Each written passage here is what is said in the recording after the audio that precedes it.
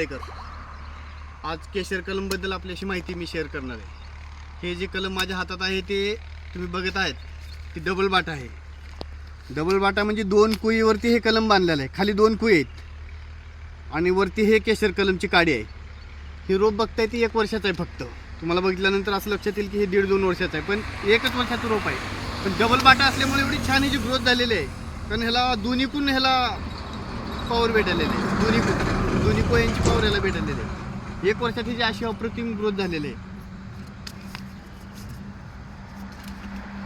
आपलं रेग्युलर रोप असं व्हायला किमान 1.5 वर्ष लागतं, तर ही 12 महिन्यात असं रोप झालेलं आहे। तर हे एक समान रोपं दिसतील तुम्हाला। हे सगळं डबल बाटा आपण 5 किलोच्या बॅगमध्ये आणलेलं आहे।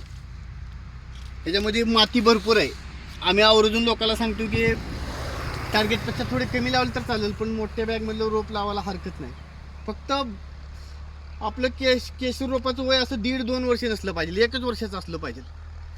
आता ह्याच्या बिलकुल माती बघितल्यावर लक्षात येईल 1 वर्षाचं कलम आहे फक्त। तर हे एक समान प्लॉट आहे सगळीकडे। कोणाला पाहिजे असेल तर त्याने आमच्याशी संपर्क करू शकता, खात्रीशीर दिले जातील।